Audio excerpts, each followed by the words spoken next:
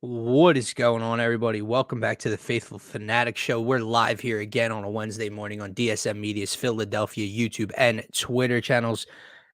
If you are new to the channel, guys, and you're watching on Twitter, if you're going to watch in replay form, obviously we greatly appreciate each and every one of you that are tuning in and being active with us. But do us a favor, if you want to be interactive with us in each and every one of our shows, if you want to be interactive with us on the Turf Talk show that we're starting up season 3 of this week for this NFL season, make sure to head on over to the YouTube link specifically. It's in our link tree on all social media platforms. And make sure you subscribe to this YouTube channel and to the Turf Talk YouTube channel, as well as the Scotty Talks NBA YouTube channel. We have them broken up for you guys so you can easily find all of our different content, being Philly sports, NFL content, and NBA content.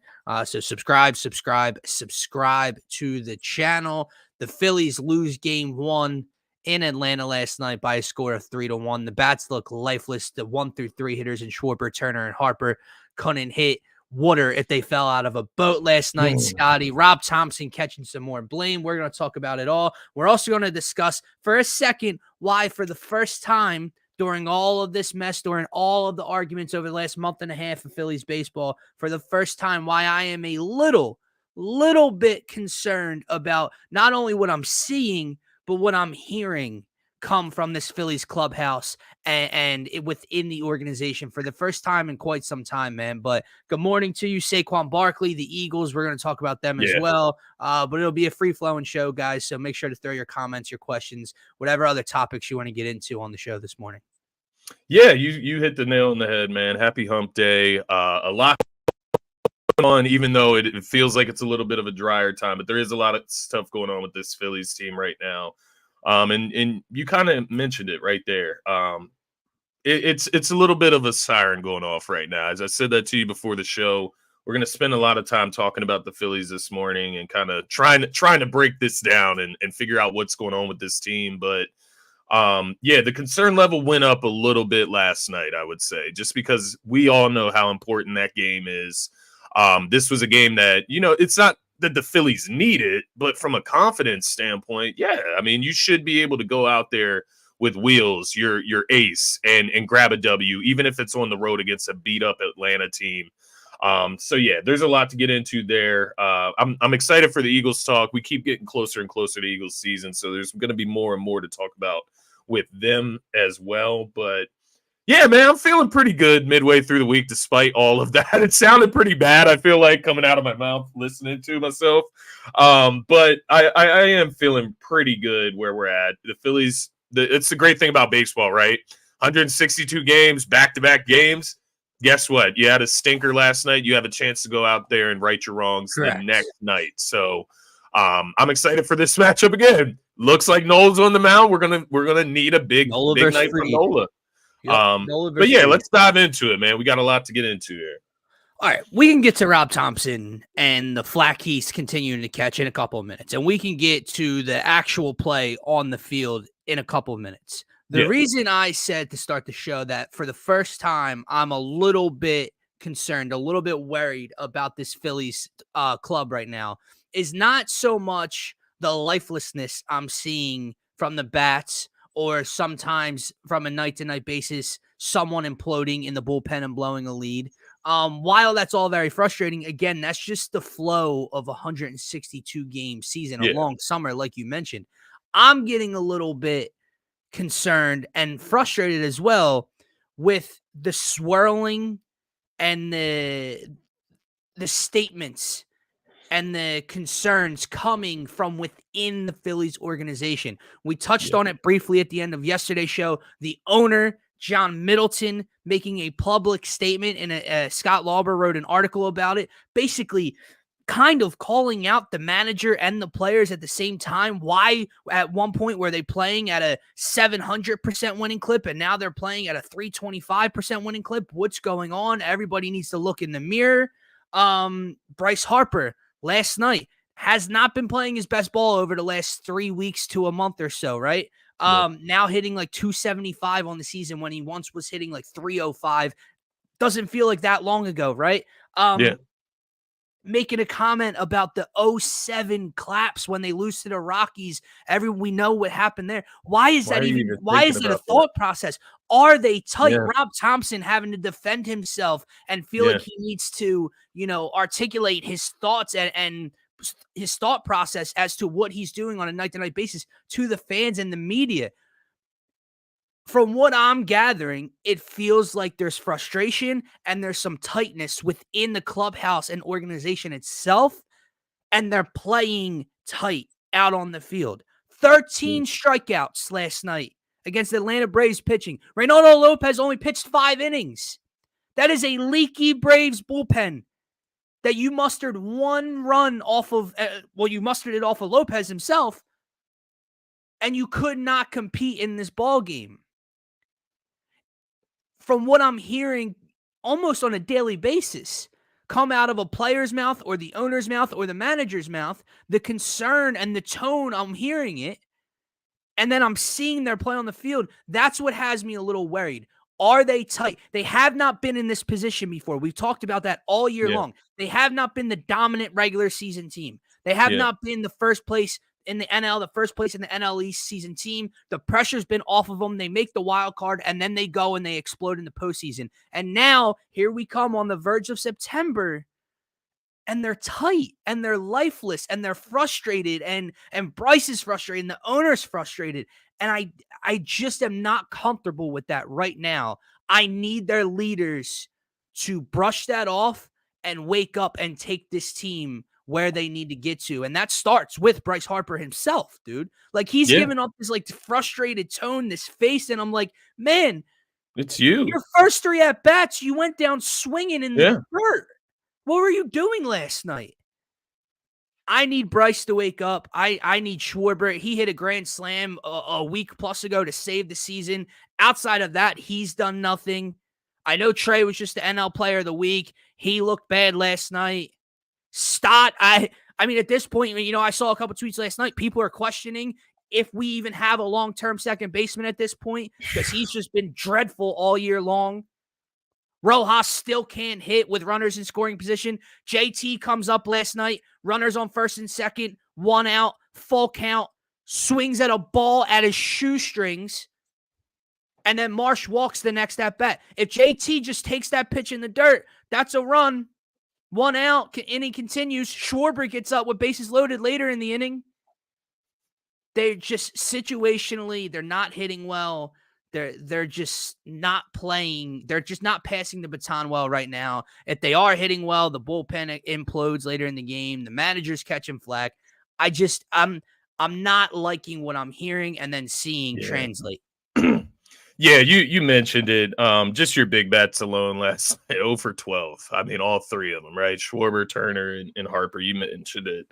And you mentioned you hit the nail on the head, because it's not only the play on the field that looks concerning now. It's the mentality off the field, and that's where it comes in for me with Rob Thompson. Is he's always this calm, collected individual, right? And you do need that calmness amongst your club, right? But I do wonder, do you need somebody that's just going to dig in their ass right now? And that part of the problem right now is that they need a wake-up call, and there's nobody there to deliver it. Maybe Middleton that's up there trying to deliver that wake-up call, and maybe that's where that energy came from before this matchup. And I think the biggest concern for me, Dylan, is that the noise has been outside of the clubhouse for the last 2 months. Yeah. It's been the fans. And we're waiting for this answer from the club, right? We're waiting for this answer from the Phillies to answer the call. And last night was the perfect opportunity to come out and silence the haters, silence the doubters, and fulfill the confidence back in this team. And they did the exact opposite of it. And I think that's also where the extra concern comes from today, because if you can't get up for that game in Atlanta last night and just get more than 1 run on the board with the bats that we have on this roster, we've got an issue. Like, that's an issue. And like, to TR's point, shout out to TR getting live in the comments this morning, because I can tell this is bothering him as well. He makes a great point, because they have shown this type of stretch in the postseason. And that's the most concerning is like, is this just who they are, or is it a cold stretch? Like, are they choking, or is it a cold stretch? And that's what we're going to have to wait and find out in the postseason, right? It's not going to, that story's not going to be told in the regular season, but you're going to get glimpses of it. And I don't know. It's like I keep moving the goalposts almost at this point, because now I'm saying tonight we got to answer that call. Tonight we can answer the call if we can get the bats going and, you know, put up 5 runs in the first 3 innings and really get out ahead of things. Down the road at this point. Yeah, exactly. Like I can't every night they have a new that. opportunity to right a wrong, to answer the bell, like you're saying, and they're just not. And it's not. Here's the thing. I don't think this is who they are. I'm not there at all. I think this is still. Yeah. And you guys got to remember they're not healthy still, right? Like Ranger Suarez has not pitched in like a month and a half for this team. Tyler Phillips and Taijuan Walker are pitching 2 out of every 5 starts for this team, making, you know, Christopher Sanchez have to be Hercules at this point, right? Austin Hayes goes down injured. That means a bat like Johan Rojas is hitting 9th. Runners come up in scoring position in 2 of his first at-bats. He barely gets the ball out of the infield and strikes out swinging the first one. So they are still injured. I believe they're going to be okay. I still believe they're the best team in baseball and they're going to be competing for a World Series this year. But it is just frustrating to, like you said, the noise was coming from outside the building, and now it's like it leaked through the vents and it got into the clubhouse. And now they're having some concern, and that concern is translating out onto the field. The Bryce Harper comment really bothers me just because like he's such a confident guy. So like for the doubt to be leaking into his mind is really concerning. Because like, why are you thinking about 2007, my man? Like I'm not trying to be like this, like I'm not trying to be overbearing, but like, where did Bryce even get that? He wasn't on the Phillies in 07 to like experience this. So like, he wasn't in the league in 07, I don't believe.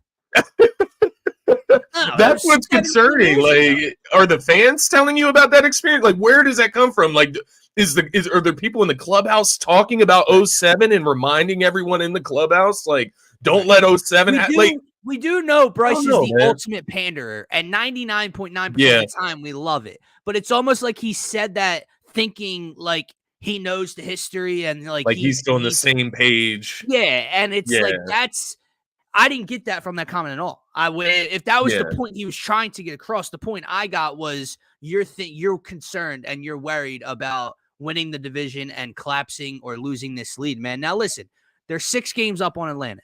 They play Atlanta 6 more times over the next like 10 days. 2 weeks. 12 days. Literally. Like, well, more than that. You're right. Yeah. So it's 2 more today and tomorrow, and then they have a 4-game set at home. There is a lot that is going to change. This thing could sway all the way down, get all the way back up. We don't know. But what I do know is the time for this team to wake up is now, Scotty. So I've been kicking the can down the road. I've been very in favor and positive behind this team when a lot of people haven't been. But the time is now. You cannot go over this stretch of, 2 more Atlanta, Kansas City, Houston, Atlanta again for 4. Like, you cannot take this stretch, continue to struggle, and have this division lead down to 2 or 3 games, or even worse, and and be the 3rd seed in the National League heading into September. You still have a month of baseball left to play. That's great. You better go on an insane run in September if you want to change. You want to change people's minds. Now, they no longer lead the NL. It's like have a game or half a game. It's not a big deal at this point, but that's not like the end of the world. The NL at the end of the day, like where you were at, it is kind of it's bad. It's not the end of the world, but it's really that division and maintaining the division. And see, once again, I feel like I'm like backtracking a little bit because a week ago or 2 weeks ago, I would have said the NL, it's okay if you just get the NL. You don't need to leave. I'm going down a slippery slope here with the Phillies, but when you look at the situation, it's like if they aren't what TR said earlier, which is choke artists, or what they've shown in the later stages of the postseason, the last 2 seasons, where they've just gotten extremely cold, if you want to call it cold, tight, whatever you want to call it, right? if they are not that, then when do they answer this call? If they don't answer the call, then maybe that is what they are. I did want to ask you a follow-up question because I thought TR had a pretty good comment earlier. He said not making any real roster moves at the trade deadline will cost us a World Series. I think this I think season. they made one. I The still Austin believe Hayes that. or the No, I Estevez? still believe that Estevez is Estevez. a real roster move. He came over. Now, obviously, he leaked against was that Washington early in that Washington. series, Yeah. and then Trey walked it off in the bottom of the ninth. But outside of that, he's been pretty much outstanding for this Phillies team. He was the best closer on the market. He's the best reliever on the market. And I think you're going to see him play a critical role come October. Yeah. I would like to believe Hayes is, maybe it's not a real move, but he is an everyday kind of guy for this team when he comes back healthy. Better than Rojas. I just think, and I know what people are going to say about the defense, and the Phillies are a better team when they have Marsh and Rojas out there defensively. Man, you could take your defense and you can shove it right up your fucking ass, because I can't watch Johan Rojas come up to the plate with 1 or 2 outs, bases loaded, runners on first and second, runners on second and third, whatever the case may be, and not even make contact or not even look like a professional hitter at the plate. It happened 2 or 3 times last night. It happens consistently. I cannot continue to watch him in big moments. And if it happens in the postseason, I'm going to rip my hair out. So you can take your defense, whatever. I truly don't care about it. I want Austin Hayes in the lineup when he's back healthy. But to TR's point, something Scotty and I were discussing pre-deadline and where people's concern wasn't really being placed was the starting pitching. Yeah. And now I get you can't blame it last night, and I get Sanchez has been otherworldly and Nola has had his moments, but every 2 out of 5 starts, you have Taijuan Walker, who can't get through 4 innings, and a young, inexperienced, not even really young at this point, but a rookie at this point, Tyler Phillips, having to throw meaningful outings for you because you didn't address the rotation. You didn't put a Band-Aid on it while you were injured and leaking. And now you have the rest of the bullpen leaking. It's annoying, man. It really is frustrating from that standpoint. And I think that's the best way I can put how I feel about the Phillies right now. It's just annoying. It's just frustrating, but I do not believe I am not there. I'm really not even close to there. With where some of this fan base and with TR's comments, I don't think that they are these major choke artists. I get how last year ended, it's looking that way with the bats, but it was listen, it's inexcusable, but it's one game, man, because they just scored 13 like 4 days ago, and then they scored 6 the day after. Like, it's not like the bats have been shut out and scored 1 or 2 runs for 7 straight games. Like, yeah, they're inconsistent right now for sure, but they're not in this major 2-week slump overall. You know what I'm saying? Yeah, Dude, trust me, it is just a big moment. I get it, and that's where they are going to lose. They are going to lose if the stars do not shine. They're going to lose if they cannot produce at the plate. I just am not going to sit here and tell you, like, look, think about what you just said. They got no hit in the World Series. Yeah. They went to a Game 7 of the NLCS in back-to-back years. Organizations just don't do that. So it hurts worse when it happens. Like, yeah, if you want to say, I'd rather it happen in the wild card and we go home early because I can't deal with that pain again, sure. But they've been basically the best team in the National League for the last 2 years. And they, up to this point, have been the best team in the National League through the season. So that's where I pump the brakes and I go, yes, they have not finished the job, but they've been there. And that's more than every other team in the National League can say over the last 2.5 years.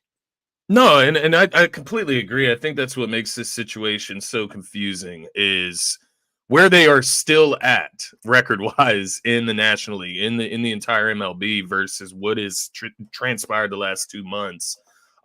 They started so hot that it's just hard to understand how they can't just get back to average, like, or just a little above average even. But I guess overall, the last 2 months, they're hovering around 500 or maybe a little bit below 500 the last 2 months. So it's like they are average in a sense. In the month of August, they've been around 500. July, they were below. It keeps getting to this point where They build a little bit of momentum, and you're just expecting them to break through, which last night would have been the breakthrough. Sweeping the Nationals would have been a breakthrough, right? They give up that last game against the Nationals, and now this game against the Braves. But I don't know. It's not that they've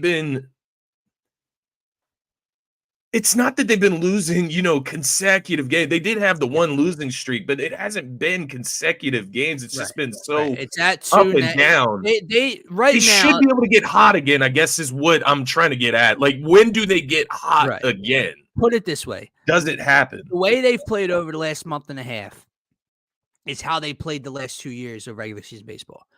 They are consistently inconsistent right now. They win 4, they lose 2. They win 5, they lose 4. They win 3, they lose 2. It's just consistently inconsistent. The bats are consistently inconsistent. The pitching's consistently inconsistent. And that's what they have to figure out at the end of the day. Now, we can get to this. Like, Jose Alvarado gives me a heart attack every time he goes out there, and it's the month of August. I don't know that I can watch him pitch it come October, but I think, to Topper's point, and what, a baseball manager and a baseball mind probably thinks more so than the average fan sitting at home is, look, man, I need this dude to be good in October. Like, my boy, I can't afford to lose another key piece that I thought I had at my disposal come playoff time. So I need to get this guy right over the next month so he's good come then. And he has not been good all. He's been the one guy out of Kerkering, Strom, Hoffman, who are struggling now. When they had their highs earlier, he never really had those highs. But at the same time, Thompson still has had to rely on him the last 2 postseasons, will have to rely on him this upcoming postseason. I need to see more. Now, again, I was away for a week. I don't know how many outings he threw besides the one against Washington that I did witness. I need to see more from Estevez. Now, I get they've been down at the end of games here and there, but I feel like he hasn't even pitched that much. Am I wrong? Let's take a look. Let me see. Up here.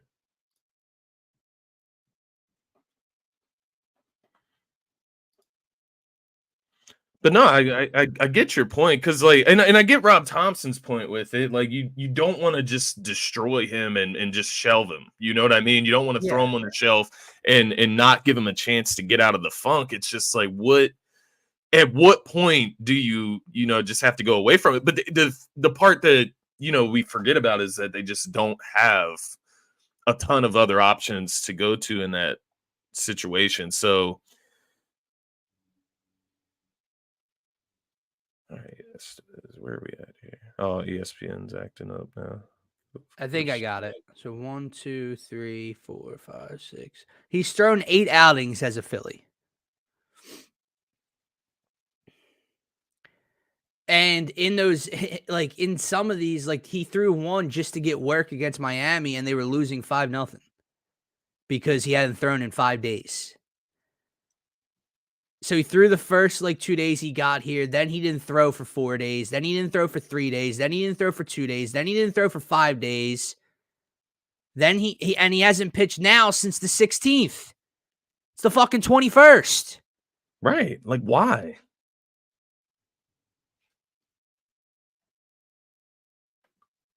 Just checking Alvarado just to see what type of schedule he's on. So at the 2nd, the 3rd, 7th, 8th, 11th, 14th, 18th, and then the 20th. So the longest he's going is 3 days max without getting some work. Yeah, I don't get it, man. Yeah. Like, how is he not pitched in 5 days? So let's go there. I mean, where are you at with Rob Thompson right now? So that is a beef I have with Topper. I do have frustrations with Rob Thompson. I think that's where it gets twisted, right? Like, I probably would have pinch hit. That's something I would disagree with. First of all, I'll take it a step further. The lineup on Sunday against Washington, when you're going for a sweep and you're trying to consistently win games and build momentum, is a problem I have with Rob Thompson. You do not rest Bryce Harper and JT Realmuto on the same I believe in Bryson's stat. Like, you do not rest 3 of your big bats the same day when you have an off day the next day. The bullpen, yes, he left Alvarado in for too long, but here's where I take a step back. The track record is there. The winning is there. And yeah, listen, man, and I get it, right? They scored 1 run. Yeah. That's the problem. That is the problem. If the Phillies would have scored a run in the top of the 9th, if Nick Castellanos hits a solo home run and they scored 2 and it became 3, they lost 3-2, then you could point back to the bottom of the 8th inning, leaving Alvarado in for far too long. He walks 4 or 5 batters, whatever the hell it was. That disaster. And you can point to it and go, Rob lost you the game because he left him in for too long. But when they only scored 1 run, and it didn't matter if Alvarado threw 3 strikeouts, bang, bang, bang, and ended the inning and threw a perfect inning, they still would have lost 2-1. So my point is, and yes, both can be right. And that's where I am, TR. I'm towing the line of frustrated with him, seeing his mistakes, but not taking it to a fucking extreme. Not like you, but like a lot of people are on social media talking about how he's the worst coach or manager in Philadelphia right now. I saw last night. He needs to go after this year. He should have never got the job. What the fuck are we doing? I feel you. That's where I'm at, and I do agree with both of you guys' points. You and TR, specifically this, both can be right. Long time no see. Yeah, hey, welcome back, brother. It's good to see you in here. I know he still watches from time to time, but I don't think we catch him live as much anymore. Great to see you, Abe. But yeah, Topper is under fire, and I will say, I feel like it's rightfully so. I just think when we talk about Topper, we also need to address the top of our batting lineup last night as well, specifically with this game, right?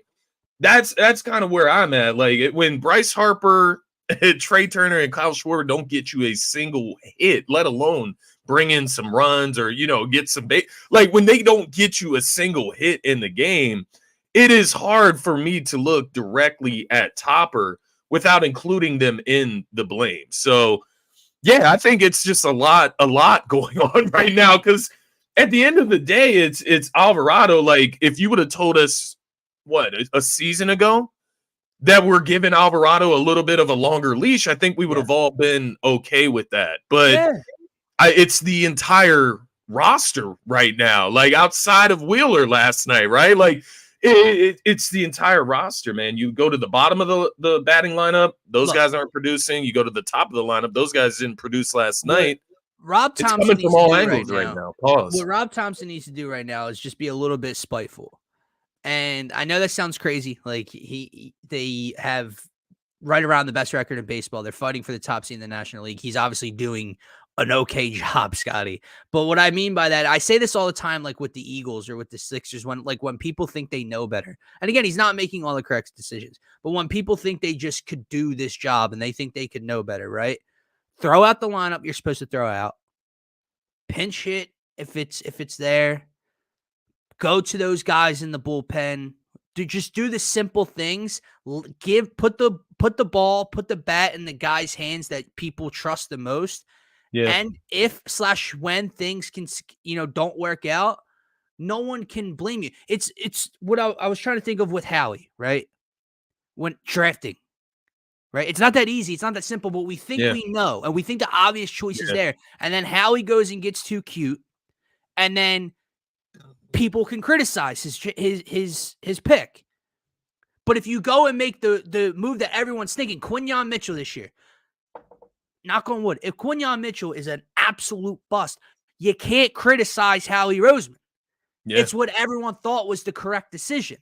Yeah. If Rob Thompson goes a week straight with giving this lineup the go, with relying on Estevez and Hoffman and Strahm, and 2 of them blow different leads in different games and they lose by 1, you can't criticize Rob Thompson because it's just not that easy. What did you want him to do? Did you want Kirkering to get the ball today? Oh, was it finally Jose's time? He just has to do the simple, basic Yeah. things. Put the ball in the hands of the guys you trust in the pen and throw out your best lineup. Yeah.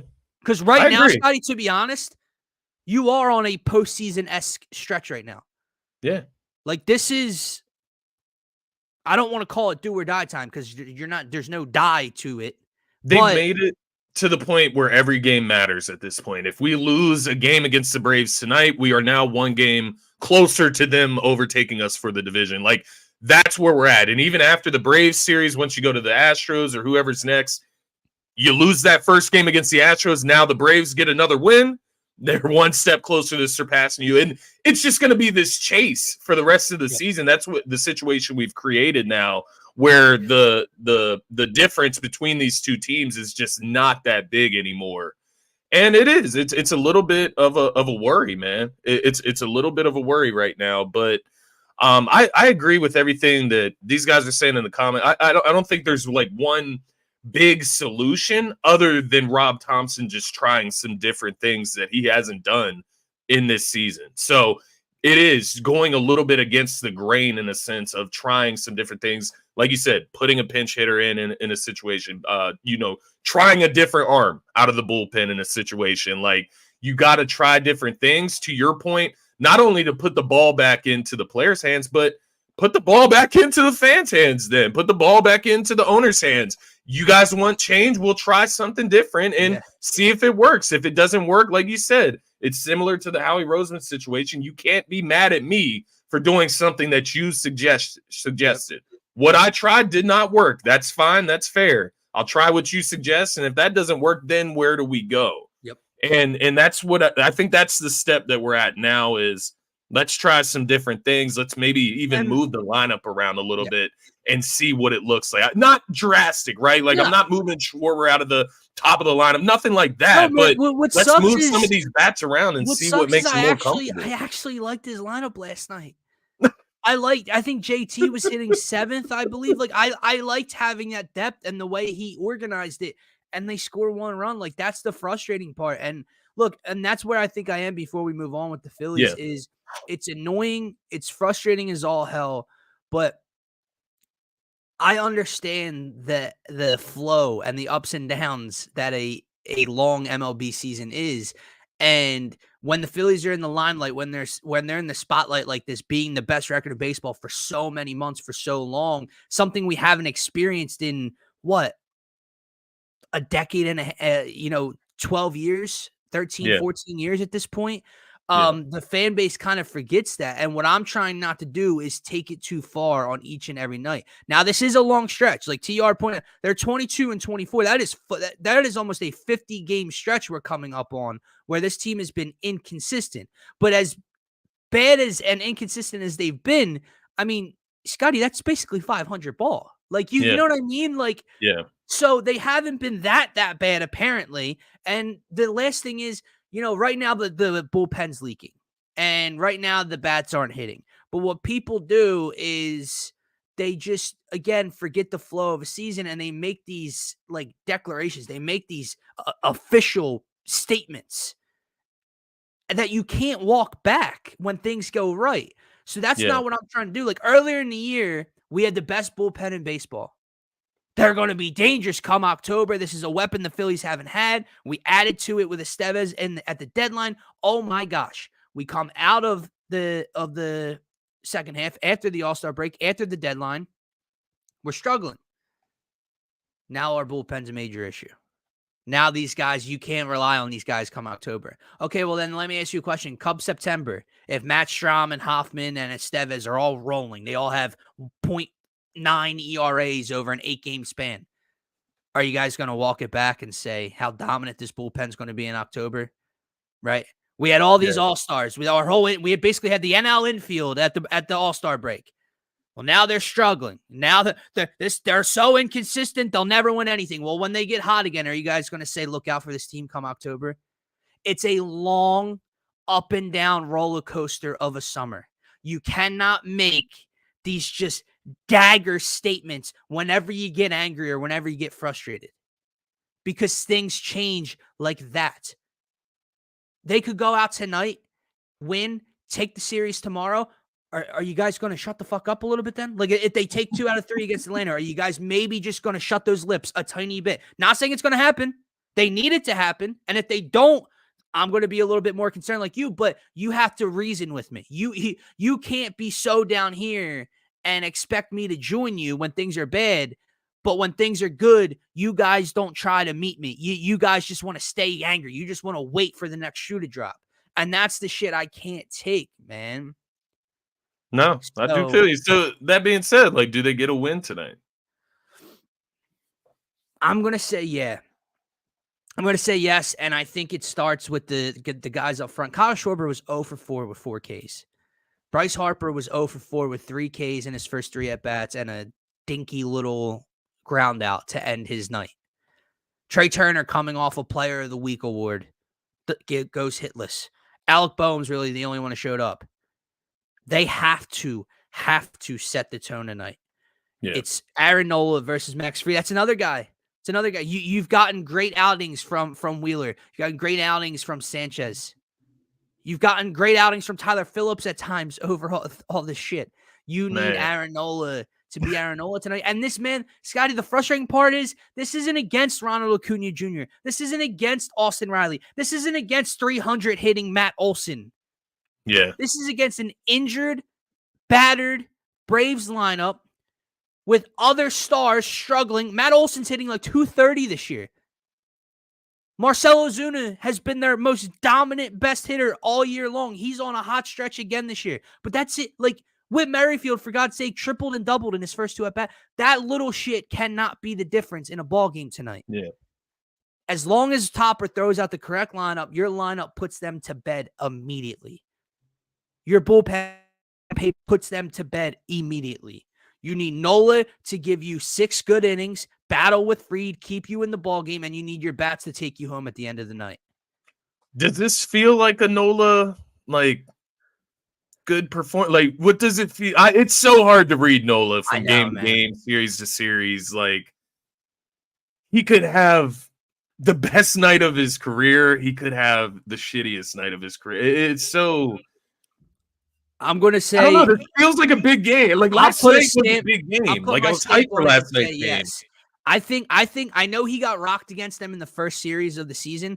Nola likes pitching against Atlanta, bro, in the biggest moments. He likes pitching in Atlanta for some reason. In the postseason, yeah. So we've seen that. I think he goes in there and shoves tonight.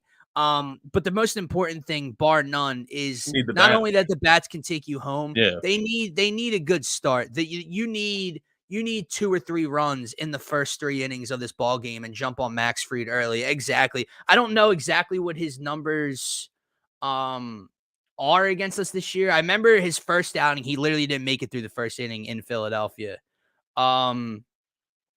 Trying to see if I can pull that up. I mean, he's 7-7 on the year with a 3.62. Versus Philly.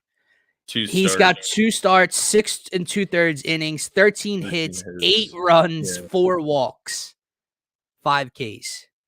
So, I mean, I'm hoping that Nola can do innings-wise what he did in 2 starts against us this year. So, yeah, they seem to see Max Fried very well. Also, in his last start, in his last 7 days, he's 0-1 with a 5.06 ERA. So, obviously, he did not perform well against the... Actually, let's see.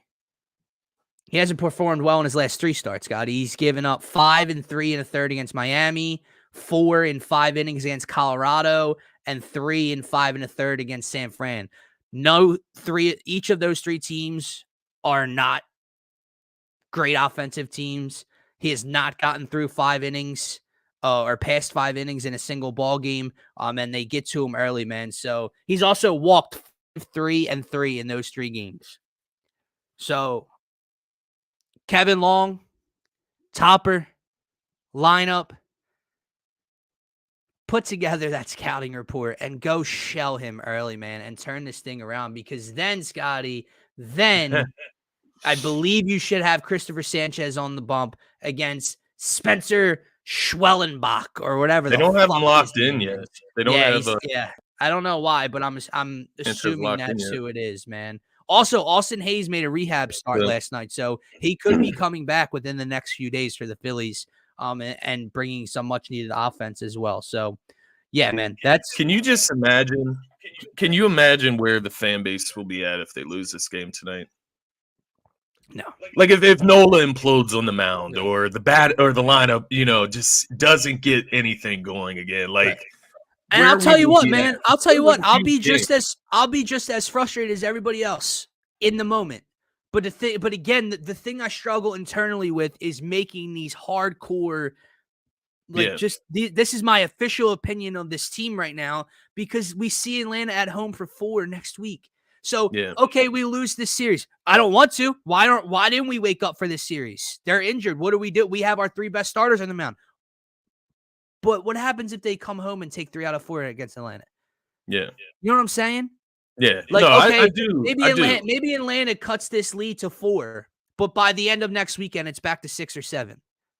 So that's why I can't just make these declarations that this is what this team is, and this is who they're going to be moving forward, and they're choke artists, and it's this, it's that, it's.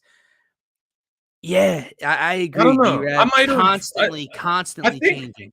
I think I don't know, and maybe I don't know if TR is on the same page or anybody out there, but I guess for me, I might have just built that game up yesterday to be too big. Like, if that makes sense. Yeah. Do you know what I mean? Like, I feel like I've been kind of, just going through the motions myself as a Phillies fan up until last night's game. And I get really hyped for that game, throw a little bit of change on the Fightins last night to win because I'm confident. And, they just come out and look like dead. Flat. Yeah, flat, like a flat line. It's interesting. But you're right, man. It's kind of what I said at the beginning of the show. We just have to wait and see. And it doesn't even go to the next 4-game series back in Philly. Like, even then, you say you split 2-2 or whatever happens, right, in that series, you get to September and they get hot, right, going into the postseason. Right. It doesn't matter. So, like, it's just so hard with baseball, long season. It's hard to make full-on declarations. You're right. You do just have to stay. And I think that's the issue, right? How flat they looked last night. In a bigger moment.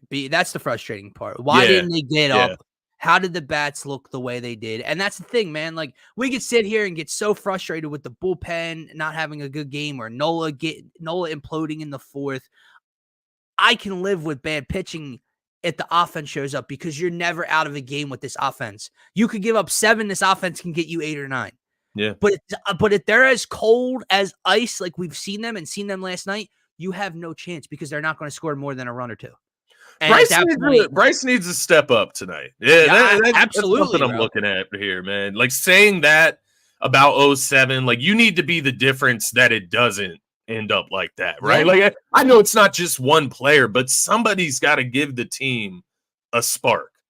Crank one at your first at bat, man. That's a spark. That gets the team going. Same with Schwartz, obviously, all of the big bats on the team, but Bryce Harper is the leader, right? He's the pander. So pander to us via your play and crank one, man. Like, get this team going. We need some fucking excitement. Like, Scotty, bro, this is the frustrating part about Bryce, though, is that he hasn't been that bad. In August, he's hitting 305. Now he did hit 149 in July. That is the funny part, though. Yeah, dude. Like, he's got 18 hits in what is that? 59 at bats. 6 RBI. So maybe that's what it is. He's 0 for in his last 3, though. Yeah. Oh yeah. He's 0 for in his last 3. Yeah. So. But yeah, 18. But it does. But that's the point, though. It's not. He has to do extra, and maybe that's not fair. But at the same time, it is, because that's what you were brought here to be, and he's always done it in the biggest moments. Like, I am not saying this. Bryce needs to wake up because that's what you were paid to come here and do. brother, we've seen Bryce Harper come Yeah, here we've and seen him do do the it. extraordinary. Yeah. Um, And to I'm that just in point, need like, of it right now. think Point of blank. what we were saying when the Eagles were going through that horrific stretch last year. Jalen Hurts has to step up, make plays, and win us the game. Like, these are the things we ask of the leaders of our team, the Yeah. stars of our team. You have to step up when the time is right. And right now is the time against the Atlanta Braves, against a divisional opponent where you're trying to create more separation. Yeah, it's not just Bryce. Other guys are going to have to step up tonight. Nola has to have a great night. Rob Thompson has to make the right decisions, so on and so forth. The team needs to play well. They need to do the right things. But Man, I think you can get it started with a guy like Bryce, man, just creating some excitement. Kyle Schwarber is that same guy. Like, I'm not trying to yeah. Well, out other guys. It could be here Kyle it is. Schwarber. It could be Trey Turner. I'm just looking at Bryce Harper. Here it is, man. So John Stolness tweeted this out a couple hours ago. Bryce Harper has 2 home runs and 6 RBIs in his last 20 games. He's hitting 225 over that stretch. So he has been bad over the stretch. He must have just been extraordinarily Lights hot out at the to beginning start of the month. August. But this is my point, man. Like, what are we doing here? And I respect the state.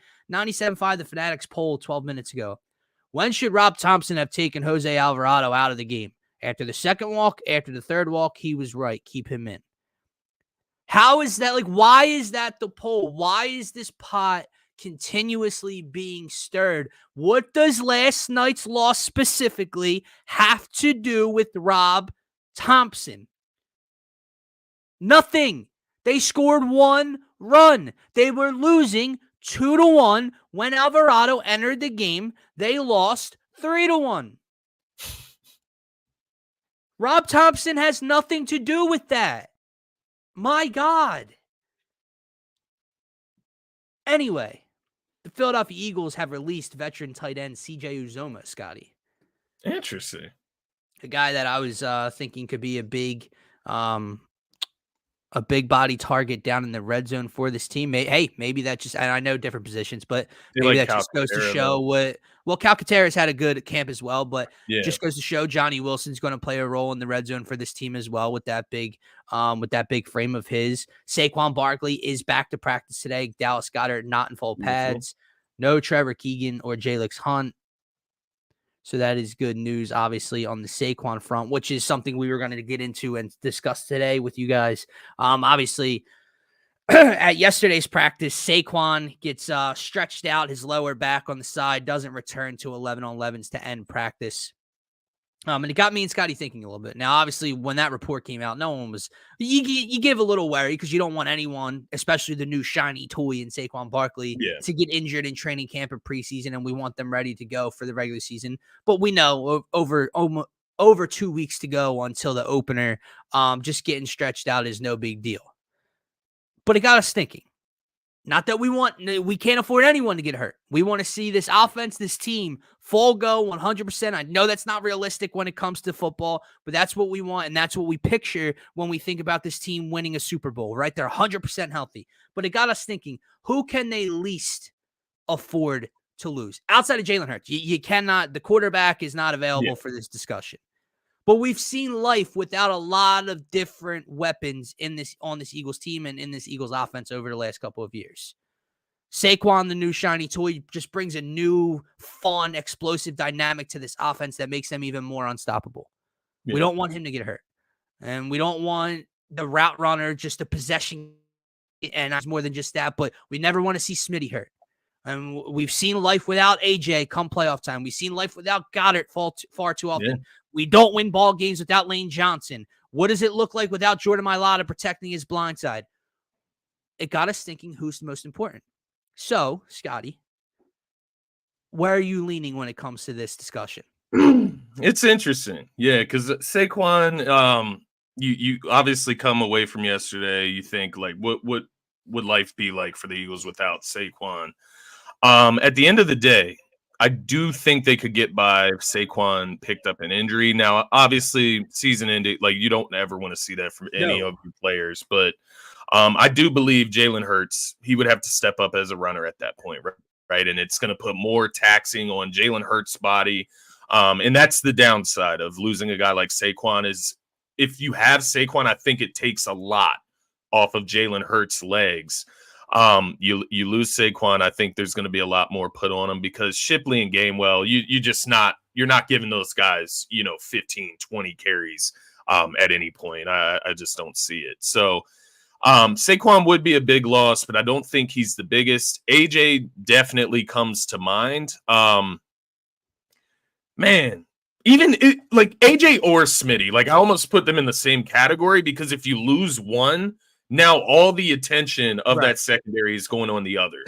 And you don't have any other guy, in my opinion, that is qualified to be a wide receiver 2 by any means. You barely have a guy that's qualified to be wide receiver 3, in my opinion. So that's a scary thought, Smitty or AJ going down. We saw what it looked like in the postseason without AJ. Goddard going down, I think we've seen that as well. Just that void in the middle. It changes how they run things, man. It does. You don't have a slot receiver. Yeah. Like that's quality. You need Goddard a little bit more. Middle of the field. Yep. You know what I mean? So Goddard's a big part of it, but man, it's hard for me to imagine this team like without Lane Johnson to that point because that right side of the line there, right? They don't win ball games without Lane Johnson. They don't. And now when you lose Lane Johnson, you also don't have Jason Kelce.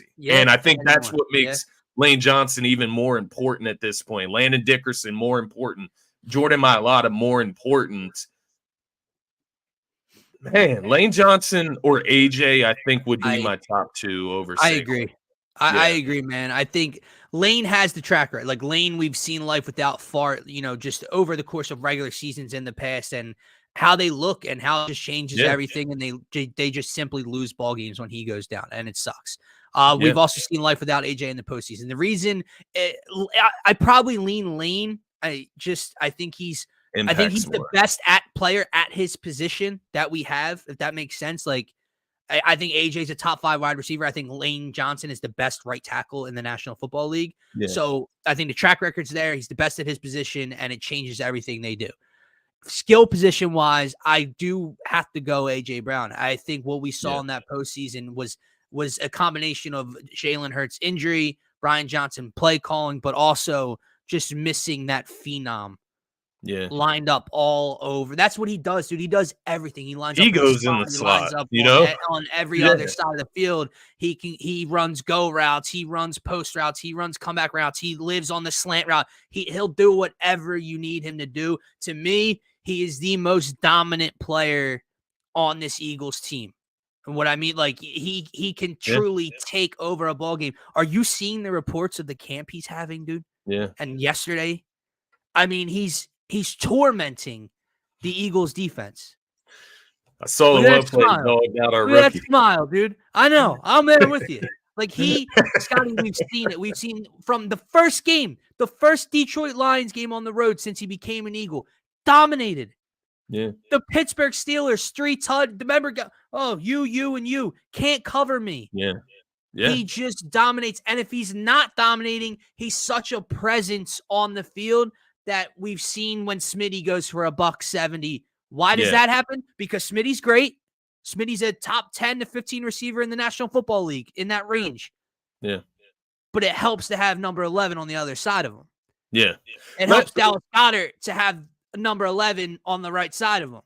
Who do you think's the most important between Saquon, Goddard, and Smitty? Like, if one of those guys, like, who do you think? That's a good question.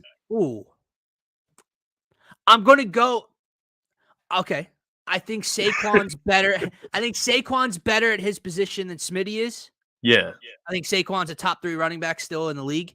But I think Smitty would be more like. I think we can get away with a mediocre running back core of Shipley and Gainwell and using Jalen's ability and just go more air focused. Like that's what they want to do anyway. It's just the fact that Saquon's just such an added threat. Like take what was already a very good offense when healthy. Not last year, we know this, but when they have actual play callers under their hood, he's just such an added bonus that's going to open up so much other stuff. But I do agree with you. If you lose Smitty or you lose AJ, but let's just target Smitty here. that's such a gaping hole, man. Unless you go out and get like a Jahan Dotson who can kind of step up in that role. Unless you do that, like Paris Campbell's not stepping up and being a wide receiver for you. And beyond him, I mean, you got nobody. I mean, Johnny Wilson in his rookie year, a 6th, 7th round pick. John Ross, who knows if he's even making the team. They have nobody that can step up and fill those 2 roles. So no one I would from the rumors I'm hearing, they're looking for something. Howie's going to make a move before that first game hits. I've seen Jahan Dotson. I've seen Michael Thomas, who I know has had his injury concerns and everything, but at least that's a guy that can step up in a moment if Smitty were to go down for a week or 2. Yeah, I mean, that would be like kind of the final piece to the offense in a sense, a quality wide receiver 3.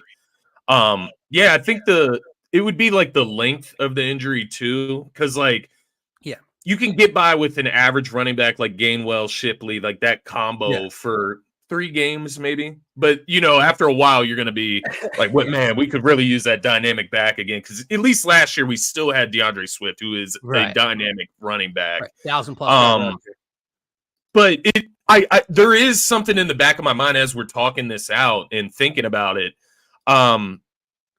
It could be one of those situations where Saquon really makes us rethink this, man. Like once we finally see him, I do not doubt that for a second. And what he's able to do, maybe he does this season end up the best player in the offense. Like I don't think that's out of this world. Hell no. But I still do value AJ more. Like to your point, I do value AJ more to the offense. Just because he's been here too, right? Like you said, Saquon's the bonus add-on. AJ's the guy that's been here basically since Hurts has gone into this, top 10-ish quarterback. I think it's just the way the league is now, man. We know teams want to throw the ball. That's what we're going to do as well. Even though we have Saquon Barkley, even if he's healthy, we're still going to throw the ball 30+ times a game. So if you lose that running back piece, it hurts. I don't want it to happen. But you can get away with serviceable backs and a mobile quarterback for a couple of weeks. What you can't get away from is losing a top 5 wide receiver and having no backup plan for him. Smitty's your backup plan? Well, then you have no backup plan for him. And that's where you get really killed when it comes to your air attack. But I do agree with what Hunter's saying. You lose Saquon, now you're putting that added stress back on Jalen's legs. And don't get me wrong, they're still going to use Jalen's legs. They need to. That's what makes that offense in 2022 so explosive. But Saquon can take a lot of that responsibility away. I do agree. I think that's the biggest thing with Saquon. I know this sounds like such a morbid conversation we're having. Like just, who could we live without? Like who can we afford? I don't want anybody down and out, right? But it's football. Like I feel like we've been extremely lucky. Yeah, and the year we went to the Super Bowl, the law of averages play out, brothers. Things happen, and knock on wood, let's hope it's not this year. Is there any we're talking about a lot of different guys on offense that we cannot afford to lose? Is there anybody on defense that you absolutely cannot afford to go down for a while? Like it used to be in the secondary, you could not afford. Maddox, you could not afford because of the gaping holes behind them were getting picked at. Now I feel like that's not so much with all the depth. Safety, you add CG. Like, is there a spot? The interesting thought is, so there's 3 guys that come to mind specifically. So I'll start with CGJ. I'm not saying he is the guy, but there is something in my mind where thinking back to his previous season with the Eagles, what they look like with him on the field, being the versatile weapon that he is, versus him off the field. Like he had basically all of our turnovers, right? Like the interceptions. I think he had 6 that year. He led the league up until he was injured. Even when he was injured, he was injured. Got him back in the postseason. All of a sudden, the defense looks a little bit better again. So he is a big piece there. And I think that's ultimately why they did go out of their way and bring him back this season, even with all the drama that he left with and some of the personality concerns. But I think he's up there. You mentioned Darius Slay. I think we're almost getting to the point where we are not appreciating Slay enough. We're getting to that point. There's been talks of should we trade him, blah, blah, blah. I'm not going that far. I'm not trying to deplete the depth that we have at corner right now by any means. Oh no, he's so still as of right now, it's a blessing. Darius Slay is your best cornerback. As of Yeah, right exactly. now. Exactly. He is your one for sure guy in your secondary, right? Like, so Darius Slay, I think, is up there, even though you have better options now if he were to go down for a game or two, but it's still not ideal. But the guy that I'm going to go with, man, is right in the middle of that defensive line. It's Jalen Carter, man. Yep. It's Jalen Carter because I think he has the upside this season, even this season, his second year, where he could become the best player on our defense. And I think it starts with him in the middle, getting after the quarterback. Obviously, Jordan Davis is going to be more of the run support, but Jalen Carter's going to be in there. So I think from that standpoint, just being that force, and in my opinion, the best force on our defensive line, which is obviously so important, I think he is the one guy that we cannot afford to have go down. I think now with Hassan Reddick gone, Jalen Carter is the game record that you need to show up. Exactly. Like I know we brought in Bryce Huff to be that Hassan replacement. I get all of that. I don't view Bryce Huff as this ultimate game changer, game record. We have to see it to believe it. I hope I'm wrong. But Jalen Carter was brought in here, top 10 pick, best football player in that draft class a year ago. Had his moments, had the flashes last year that we could point at and go, there it is. Yeah. Was put in the middle of a rotation, but I'm expecting a much, much larger role from him this year. And to your point, if he gets that role, he's the guy that can take over games. Yeah. He's the guy that can force a turnover. He's the guy that can get to the quarterback 2.5 times, 3 times in a single game and really change the way the outcome, just change the outcome for them. So, yeah, man, like he's your guy that's going to draw. Basically, he could be. He's your best player, like you said. If things go the way we're hoping for, he is your best player on the defensive side of the ball.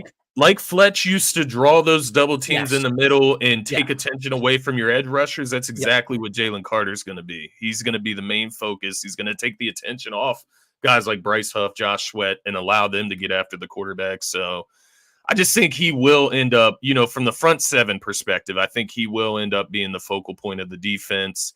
The secondary, though, I would probably go with CGJ. What's going on? Clock it. 10:43. RIP. What happened? The Jalen Hurts interception streak is now over on the last day of camp. And guess who took it away, Scotty? CGJ. Nope. Darius Slay. Wow. Big play Slay. And Jeff Kerr adds that he took it the other way. Interesting. Okay, Slay. Wow. Hey, Slay's going to be playing for that next contract this year, man. I believe it's the last year of his deal. Yeah, Brandon Lee Galton, Jalen Hurts finally threw a training camp interception, held the ball for a long time, and then threw over the middle to Darius Slay, who took it the other way. Well, for who is it? For all those right? people, that's a good sign. Yeah, he got it out of his system. He got the interception out of his system. He's going to be okay now. That's a good sign, according to Nick Wright, man. No, I'm excited for football season, man. These are the conversations we got to have right now. So we're at what? August 21st today, and we kick off the season Friday, September. What is that date? September 6th is when we start. So this Friday, we are 2 weeks away from Eagles regular season football. That week leading up, we will do our Eagles final record predictions, and then that Friday morning will be all about game day. And me and Scotty will be bringing back Eagles pregame live this year, each and every week for you guys. Yes, sir. And on that Friday night from Brazil, Friday night, we just might have to be live from Scotty's basement doing that. Right.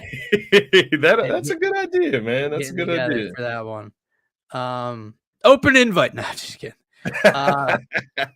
Big Eagles party for Brazil. JP, first of all, congratulations to my man and welcome. I think he's back now. He's back, right? I'm pretty sure. Yeah, he's back. He's back from Colombia. Yeah. Welcome back, brother. You're coming back to some good times in Philly sports. Shout out to Parcero, man. Working with an OG like Anthony Gargano each and every day. So guys, Oh yeah, the you're watching content's us, right. get your asses over there and check out Anthony Gargano and our Newly man married Parcero. Parcero. Yep. Congrats, Him bro. and Scotty, man. We're locked up for Yeah. life. But no. What's up, Parcero? Good morning, man. Abe talking about his Jalen Hurts declining. Oh, there we go. There's one person coming that September 6th, Scotty. There we go. Now we got a party, man. Let's go. D-Rad might have to fly up. I'm just inviting everybody to Scotty's crib at this point. Alexis, I hope you don't mind. The boys are coming over. We got to coordinate, man. We got to coordinate because Darius comes up every year from Florida so we can go to an Eagles game. So yeah, we'll have to coordinate for that, man. But yes, sir. No, right, man. I'm excited, man. Turf Talk later today, so keep an eye for that. Yeah, we will. That's a good point. Before we wrap up, we will be before we get into the ending of the show. Make sure you guys are subscribed, but also make sure you check out the NFL Turf Talk page we have here at DSM, covering all of your NFL content for this upcoming season. Season 3 of Turf Talk with myself and Scotty. It feels like a while ago when we started this. I was with the Painted Lines Network. Scotty was with Heat Ratio Sports at that time when we started this together. And now it's here at the home of DSM, man. But we're going to be getting you guys our divisional breakdowns as well as our player rankings, top 10 quarterbacks, running backs, receivers, and tight ends heading into this season. We're starting with the AFC and NFC North divisions tonight. We'll be recording that and getting that out there this week. And then we'll be doing 2 more tomorrow and then 4 next week as we head into the regular season with our Super Bowl and playoff projections and predictions like that. So make sure you tap in, subscribe to each and every one of the channels we have here at DSM. For myself, for Scotty, have a great rest of your Wednesday. Peace.